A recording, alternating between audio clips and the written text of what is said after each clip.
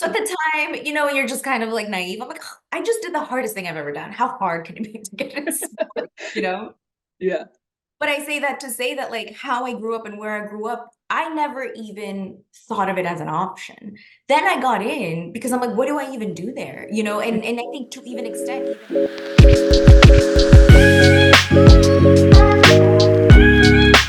Hey, what's up, everyone? Welcome back to another episode of the Connect Over Coffee. Joining me today is Cynthia Soltero. Cynthia is the Director of Partnership and Acquisitions at One Team Partners. Cynthia, thank you for chatting with me today. No, thank you so much for having me.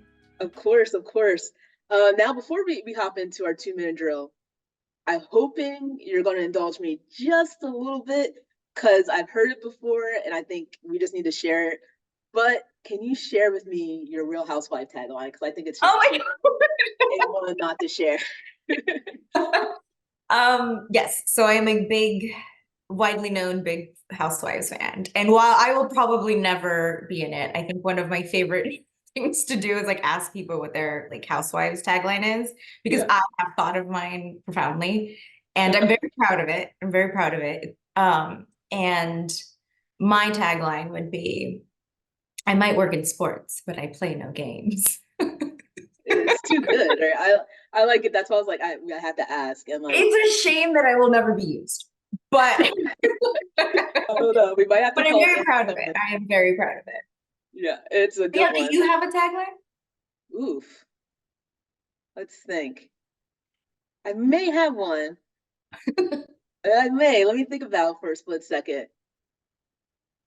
Maybe I may. It's going to be on the sports line too. So maybe Right. it's something like it may be a former tennis player, but I still serve looks off the court. Something Oh, like that. I don't know. Is that a good one? Is that a good one? that's a very good one. I Uh, like it. off the top of the head, I maybe gotta That's rephrase it a little impressive. No, bit. I serve really has, I feel like has like a lot of meat there. I think you can do a Yeah, lot with there that. we go. Let's call up Andy Cohen after this. Well, Yeah, we can get like a one teams thing happening here. yeah. All right. Now that you indulged me a little bit of the house there, may or may not come back up through our conversation. Never know. But let's jump into our 2 minute drill here. Cynthia, I'm Okay. going to rapid fire a few questions at you and feel free to answer with the first thing that comes to your mind. Okay. Ready? Yes. All right, let's go. Coffee or tea? Ooh, coffee. Favorite airport or best airport? LAX or Burbank? Oh, LAX. Why would I go to Burbank? Oh no, that's a hot topic now. I keep hearing Burbank's the better of the I don't two. go that. Like I also definitely grew up by LAX, so that's also a very big bias. that makes sense. Favorite sports movie?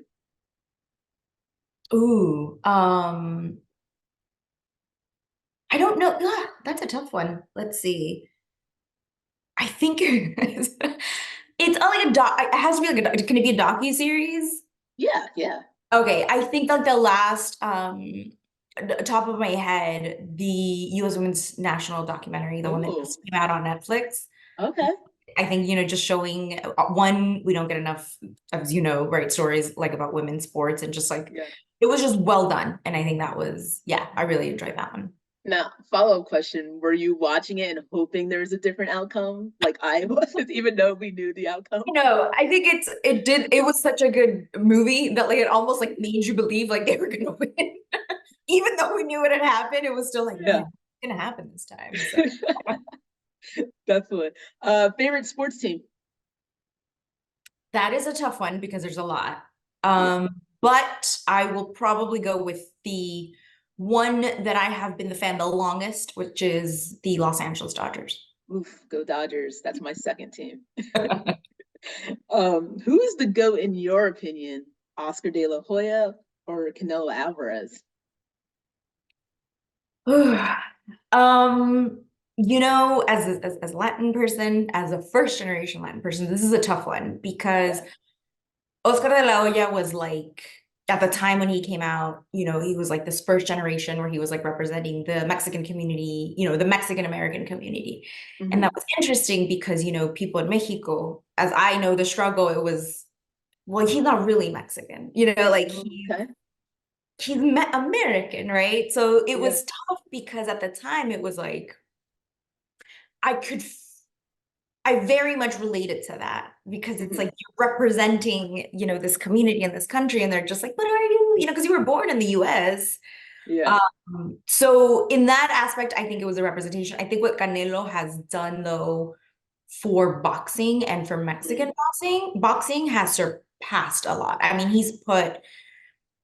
there's people that don't necessarily follow boxing or Mexican boxing who know who Canelo is, the Yeah. types of endorsements that he's had, the places that know him. I think he's definitely kind of done a crossover, which I think we hadn't really ever seen. Because when you think of, again, growing up Mexican, I think boxing has always been like a big thing. So, you think of like Julio Cesar Chavez at the time was huge, but I don't Yeah. think he really had the type of crossover that Canelo's having right now.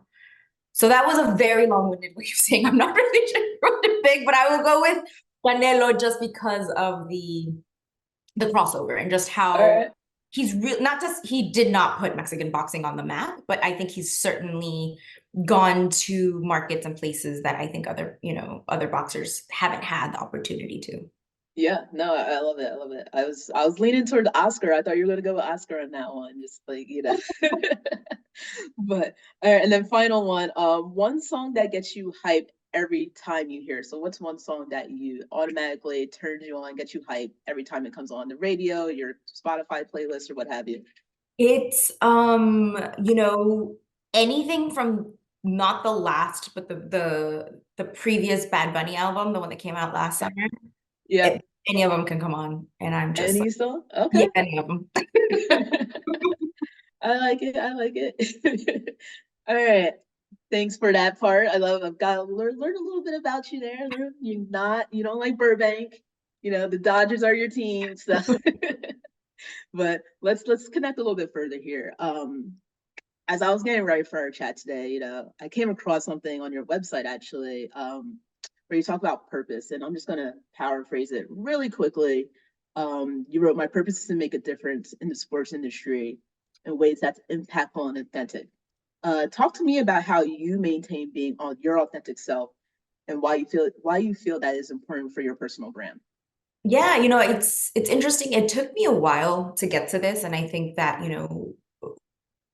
again, being a woman in sports or in corporate America, being Yeah, a first generation Latina at that, I think there's a lot of things that I've had to unlearn to get to the place where I can be authentic, because for yeah, many years it was the sense of like, well, to be a leader, to be an executive, to have executive presence, right? Because everyone's talking about executive presence. It's like you have to yeah, look this way, you have to speak this way, you have to act this way. And it's interesting because it's so much counterintuitive to a lot of the things that I learned growing up of how you're supposed to act and be and do, right? Like yeah, don't flaunt yourself. Like don't ever flaunt yourself. Don't ever that's just that's not you can't show off, right? You can't do it. The reality is yes, and then the type of work that we do, it's like you have to show what you've done, and all that you've accomplished. And so I think being authentic was really finding that middle ground of like, this is the type of executive and the type of professional that I want to be. And it mhm, comes with the good and the bad of like who I am, right? So yeah, it's, yes, sometimes I can't pronounce certain words. And I used to be really, because my bilingual mind will look at it in a certain way. And I used to be really embarrassed by that, right? And I was like, hmm, oh no, I've literally never heard of that word. Like, there's no way, like, I've never heard of it. I've never spoken. So it's like, just really give me a second, just really taking that in and just yeah, not ashamed of it and owning it. That's what I was looking for. Just really owning it, right? Owning that, like, yeah, I'm not going to say certain words a certain way. I'm not going to look a certain way, right? Something as simple as like my gold hoops. yeah, I've worn them my entire life. And there was a time when I was like, oh God, no, that's not professional. Like I shouldn't be wearing them. But I'm like, no, this is what it's authentically who I am. I think for a lot of time, when people talk about like their background and they would talk about like, oh, this is what we do for Thanksgiving and this is what we do for Christmas. And I could not relate at all to any of that. yeah, So I think I would just keep it. I'm like, oh yeah, like I would keep it very like subtle. And now it's like, no, no, no, this is who you are, right? And I'm like, no, hey guys, I've never had cranberry sauce. yeah. right? Like I've never had any of these experiences that some people have had, but that just makes me who I am. And I think really growing into that my authentic self, and it's just like not being ashamed of all of those things that make me different, but rather just being proud of it and like letting it known, Yeah. especially in movie work. Because I think that because I've had so many different experiences, and I think that's the key, because I've had so many different experiences, I'm like, I have a very different mindset and I have a very different point of view to offer. So to me, that is a bigger asset, right? Because I'm like, I Yeah. don't look at the world the same way that everyone does. But for a while, I looked at that as a negative. So being authentic to myself is that, right? Like, how do I make an impactful change because of the unique experiences and perspectives that I have? Yeah. Shout out to the girls who wear the gold hoops, right? No, but similar story. I mean, obviously, not to the extent, but like even talking about Thanksgiving and what's on the table and how that's different culture wise. You know, recently, even I had that similar conversation. It's like, well, we don't really do that at our Thanksgiving. And it's like, well, do I really want to go into what we do at our Yes, Thanksgiving? yes, You know? that's the other one, because then it's like, oh God, do I really want to say it? Because if I say it, there's going to be more questions Yeah. of like, that's strange. Like, why do you guys do, you know what I mean? So sometimes it's, but again, it comes back to just kind of owning it. And I'm like, Yeah. yeah, this is what we eat, this is what we do, and it's not weird. It is just a different way of doing it. And I say it took me a long time to get there. Like, I wish I would have gotten there sooner. Yeah. Um, but part of it is, in a lot of the rooms that I am and in a lot of the places that I am, there's no one really like me that I can bounce that off of, like there's no one really telling you like, no, no, no, it's okay. Like it's perfectly normal. So when you don't see it, you think it's not normal. And I think Yeah. that's why it took the longest. And I think to go back to my purpose, because of that, because there weren't a lot of people telling me this is what you should be doing, this is how, or like not should be doing, but this is okay for you to be doing this.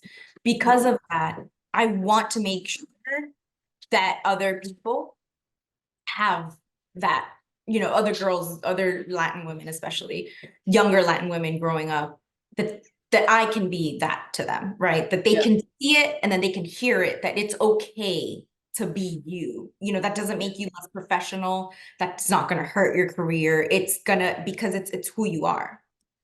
For sure. And I think I'm gonna jump around a little bit in my script of questions here because what you just said I think is appropriate for a question I wrote.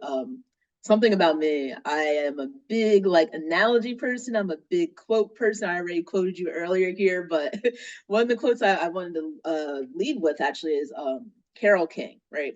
So I Mhm. was watching an award show, and one of the things that she said that really stood out to me was there would not be less of us if more of us are visible. And I think that was like I was like immediately when I heard that quote, I think going on 2 years ago now, just kind of resurfaced when I knew I was chatting with you. That was one of the things I wanted to talk to you about is what does that kind of quote mean to you and how do you kind of interpret that knowing that there are not a lot of Latino representation in the sports industry on the female side and then taking it a step further on the revenue generating side either. Yeah, I mean, I think it's similar to that, like you can't be what you can't see, right? And if you don't see it, you can't, how can you even aspire to it? I always like to say growing up, again, being in Los Angeles, it's a big sports city, being Mexican, growing up with soccer, I grew up with sports all around me and watching sports, right? The Mexican national team, the Mexican soccer league, going to Dodger games and like Laker games and all that stuff. I never once really even considered that sports was a career. I didn't, because I'm just like, Yeah. how would you even get that? Like, how would that even be?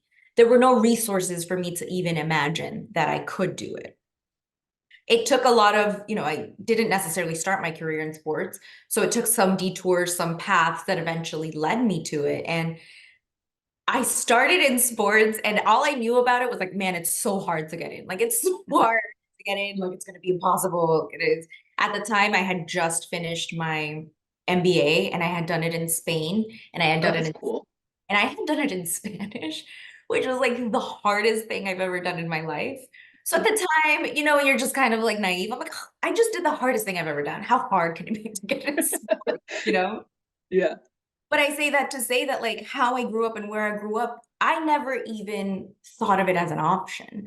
Then I got in because I'm like, what do I even do there? You know, and I think to even extent, even now, especially in my community or even my family, when I tell people I work in sports, they're like, oh, are you like on the on camera? Like, are you like a reporter? Because there's Yeah. so many few visible roles that people automatically, and I'm like, well, I don't want to be in camera. So like, what am I gonna do? So once I got into sports, it's this realization of like, no, there's so many things you can do. I just took that risk to get into it, right? Because I'm Yeah. like, oh, I really like sports. This is something that I should consider doing. But without knowing that that those jobs exist, that those roles exist, and two, not even seeing women in any of them, that's hard. It's hard not to envision, I mean, to envision yourself in those places, you know?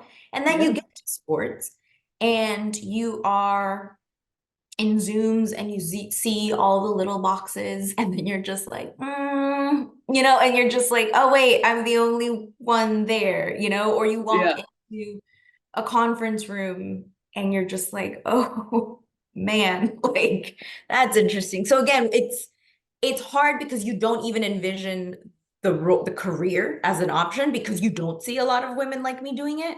And then Hmm. two, when you are in it, you don't see a lot of Latina women, women in general, but especially Latina women in Yeah. positions of power. So you kind of have to use your imagination of like, no, I can do it. You know, like why not? Yeah. It's a little bit of just really seeing yourself in it. And I think the harder you work in it, and to me, again, I'm a big believer in like, I want to do this so that those other girls in high school, in junior high, they at least know it's an option. You know, I like Yeah. to speak to high schools and junior highs and every opportunity that I can get to speak to, you know, younger girls, especially girls of color, and just saying like, look, you might hate sports, you might not ever want to, but at least you know that it exists. You know, Yeah. you might not go through that path, but at least you know that it's an option and that you can do it. And you can do it because you see me doing it. You know, I'm like, I'm not just telling you you can, I am showing you that you can. Yeah. Um, Not. yeah, I think that's really important to just show them that that is that you know that you aren't going to be the last one. Yeah, and I think that's kind of important because one of my other things was there a Latina role model that you kind of idolized or were able to look up to when you were kind of venturing into this sports industry? You know, it's interesting because I actually had to go out and look for them. Like it wasn't like, oh man, this is, you know, this is like this is who I want to be like. It was really like, wait, what Latinas are there in the industry that I can, you know, look up to? I think one of the first ones that I met and then I spot, you know, um that I spoke to and I heard speak actually. I heard her speak and I met her was Blanca Gonzalez from Nike. Okay. So not sure if you're familiar with her, but she was like the No. GM of Nike in LA. Okay. First generation Mexican American. I mean, it was the first time, and still thinking about it now, it was like the first time when like I heard someone speak that had the same exact experience, like growing Yeah. up first generation, you know, growing up with like not knowing and it was like, oh wow, it was so refreshing. And it was so like, whew, oh man, like, okay, I'm not the only one. And she, you know, and again, the idea that like she made it and she's super accomplished and she's done so much. And that's when I realized the importance of speaking and letting people know your story because you don't know who else is going to relate with you. You don't know who else is going through that same process of like, I just don't see myself. How can it be? You know, and I Yeah. think she did that to me where I'm just like, no. I have to now, wherever I go and however far I go, I have to make sure that I also tell my story and share it with other girls because you don't know who is going to be there. Like the same way that I was like, I'm looking for someone that I can relate to. Yeah. No, that's inspiring. I mean, I think I was very fortunate. Like one of my first bosses was Dania Johnson, who's the president at DC United. Yeah. Yeah, so I was very fortunate to have that very early on person that I can look up to, who's kind of a mentor to me still to this day. and being able to kind of see myself and envision myself, especially on a revenue generating side of the business too. So I was like, but I know that experience isn't for everyone. Not everyone has that same type of, because I haven't had a director, boss, what have you, like her since, which is I think eye opening as well. Yes. That's Yes. very interesting stuff. Yeah, it's interesting because I mean, you've had obviously like a woman of color, who's been your boss. I've Yeah, never had that. Like I've never had that yeah, before. And it's kind of like when you think about it, you're like, oh man, it's a different, it's a different relationship. And you could probably, better than anyone else, but like to know that you've had that and to say that it's so uncommon. Again, it mhm. goes back to, oh man, there's a lot to work to do. You know what I mean? Yeah. I definitely didn't appreciate, like, I shouldn't say appreciate. I definitely didn't think about it when I was younger. You know, you're right out of college, you don't think about it like that much. But like now looking back at it, I'm like, oh, that was special, in Yeah, a exactly. different way. So Exactly. Which again, that it's was, a shame that it is. Like it's such a mhm. shame that it is that it doesn't happen as often. Yeah, for sure. And then, I think even just kind of why we created this chat, the Connect Over Coffee, is the kind of, our purpose was to elevate voices that you don't see and hear Yeah. too from often. Whether that's in many different ways. We talk to a lot of different people from different backgrounds, even to like older. Now I feel like I'm calling somebody out.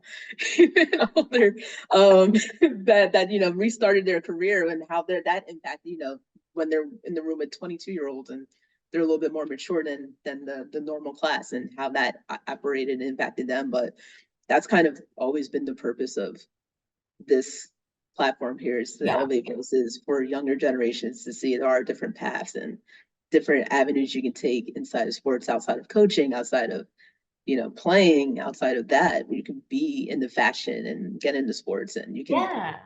love, directing or analytical stuff and do that in sports if you want to, if you so see to. So that was Yeah. like, Because again, going back to like when people think of sports, it's like, oh, you're going to be an athlete.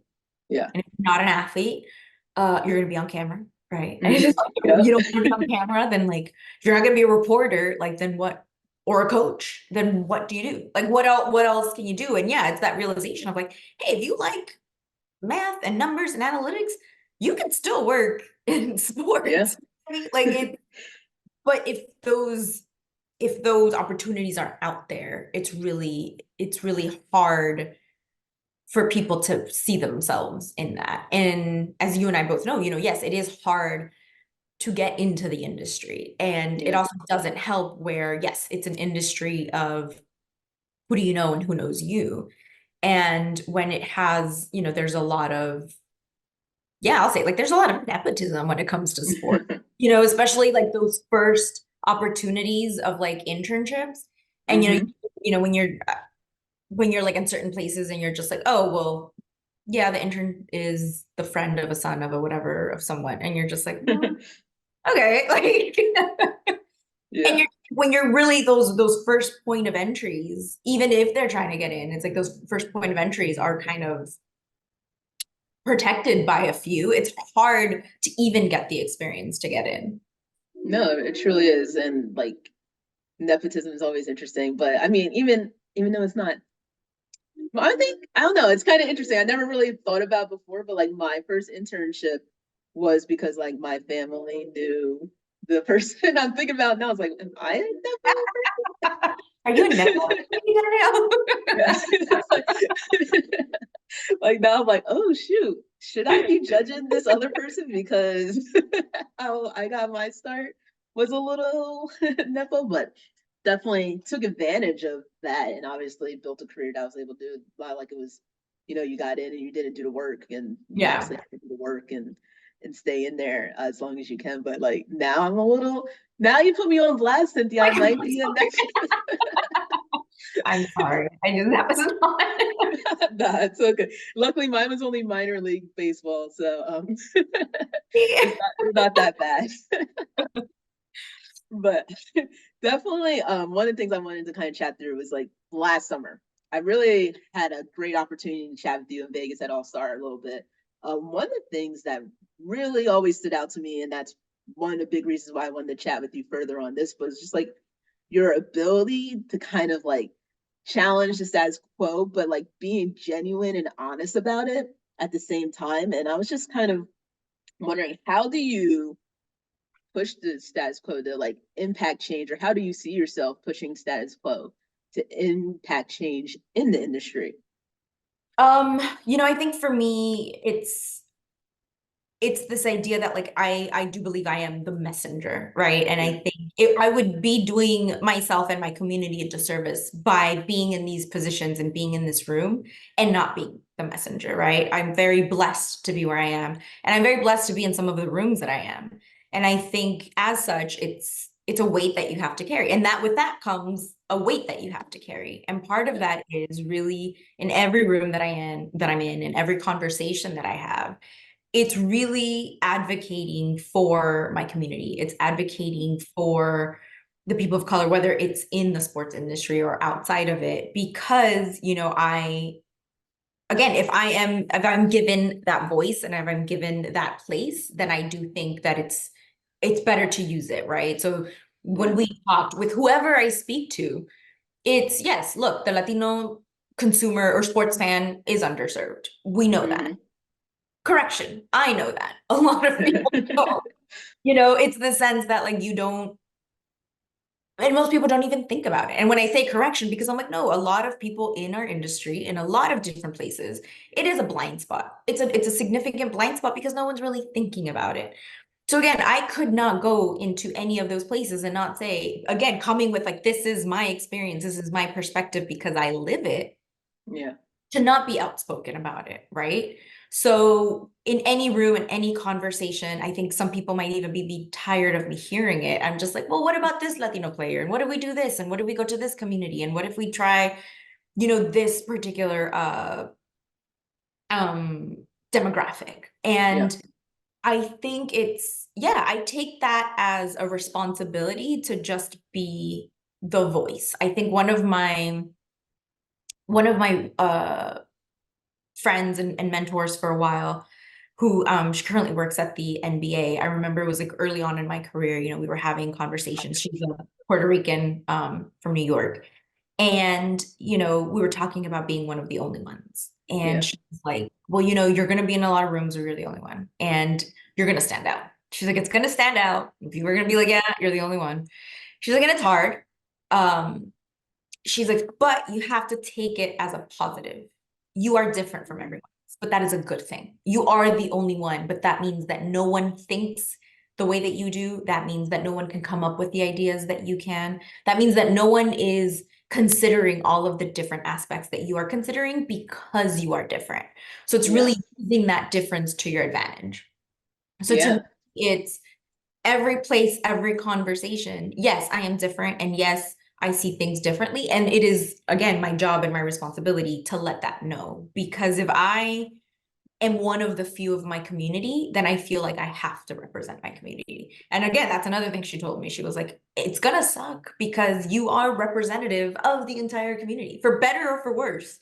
You are the representative. If you do good, there will be more like you, hopefully. If you do bad, they will probably not hire Yeah.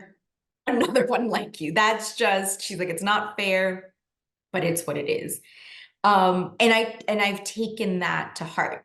So yes, I think to me, when I walk in every conversation, in every room, it's how can I ensure that I look at every conversation, it's like I want to make sure that you look at things differently, things that you hadn't even considered, because again, most people, Yeah. some people don't like consider the Latino sports fan as one, even though statistically, they're avid sports fans, they consume a lot Mm-hmm. of sports, they buy a lot of sports merchandise.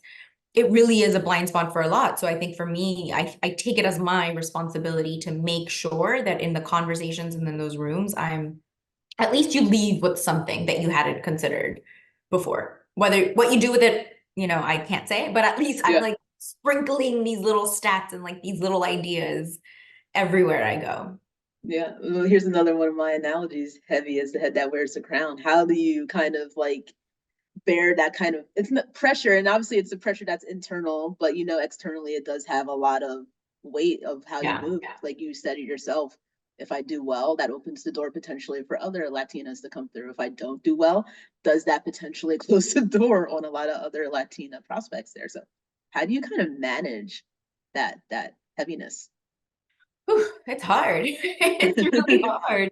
And again, it's come through, it's it's been a lot of work and a lot of years to get to that point where I can see that as a positive. I can't say that I've been like this forever because yes, I think at some point you do start questioning every move that you make, right? I like to say that like, there's you double think, you double check everything and you double think everything and you're just like, oh my God, should I say this? Should I say not say that? Because you do feel like there is a microscope on you. Um, but on the other end, it's this idea of the it's a big responsibility and it could get heavy. But going back to, but how blessed am I that I'm the one that gets to do it, right? Yeah. And how lucky am I to be in the position that I'm in? And I think that to me, because I know, I won't get into a lot of perhaps how I grew up and where I grew up, but there wasn't a lot of people in my community that have made it to where I've made it. I am the first, I'm the youngest of my family, but I am the first to go to college. And I'm Wow. certainly the only person in my family to go to college, actually. Um, so that to me, it's a pride that I have in that. It's Yeah. one, I feel blessed, but two, it's also a pride and a pride to say, like, but I was able to do this. And it's hard, yes. But listen, first world problems, right? Like could have gone in many different directions. So to be able to be here, not only am I proud about it, but I also feel very lucky about it. And I think that's the thing that just kind of, when it does get heavy and when it does get hard, it's just like, no, no, no, but you were chosen to do this. Like Yeah. this was like the path that was meant for you. And you wouldn't have been given this path if, you weren't capable of doing it. Yeah, no, I love that perspective there for sure. Getting into maybe I'll switch this question up since you are housewives. I love housewives too. Typically we call it like what's your MJ moment, but maybe we'll do like what's your Candy Burris moment, what's your Erica Jane moment here, where something someone said or did motivated you to do better and prove them wrong. Have you ever come across that in your career or just in general? Um, I mean, I've had like a lot of motivation. I don't know that it's necessarily proving them wrong, Mhm. but growing up, my mom, she's from Mexico. She was very like, you have to do good in school and you have to do good in school. And I remember she used to have this saying that growing up, I used to hate it so much. And she used to say, querer es poder, which is if you really want, like if you want to, you'll do it. Or if you want to, it'll get to, vaguely like that. And it would be something like, oh man, I got all A's and then I got one B. And she's like, oh, it's a B, you got all A's. Why don't you just get an A in this one? And I was like, but Yeah, it's hard. And she'd be like, well, if you really wanted to, you could. And I'm like, no, that's not how it works. Like you can't just like wish it upon you. But again, growing up, it was like this thing like, but you don't understand, like you don't know how hard it is, right? yeah, But as I got older, I saw myself using that. To this day, I have it written down in like a little note down here. It's the voice behind my head that I keep on, like sometimes when I'm just like stuck on something or like I'm just like, oh, I can't do it or it's not going to happen or like this isn't it. I go back to that phrase. And again, at first I hated it, but now I feel like it's the thing. Like, no, no, no, you've done it. Like, you've already, think of all the things that you wanted to do and it was hard and you couldn't do it, but you did them. And yeah, I don't know that this is great, but like hearing my mother's voice telling me that this is actually the thing that like pushes me to like, no, no, okay, yes, mom, I'm going to prove to you that yes, I wanted to, and yes, I did it. yeah.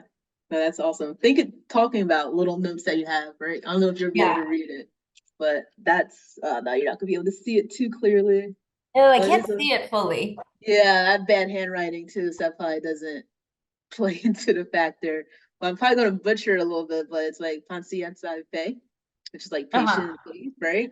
So I've heard that probably throughout my life because where I'm from in Reading, and I am horrible at patience. So like that's my reminder every day. Just have faith and patience there. Um, there. So it's just kind of funny that, I don't know where I'm going with that one now that I'm rambling, but It's I not, wanted to share but that you with have you. to have little notes to remind you Yeah. of, because yeah, I think our days get super hectic and busy and you just tend to forget like sometimes I think for me, another thing that's really not even related to the question, but I one of my habits, and I built it for a long time ago, is I like to have like sports related content playing on the television while I'm working. Ooh, yeah, me too.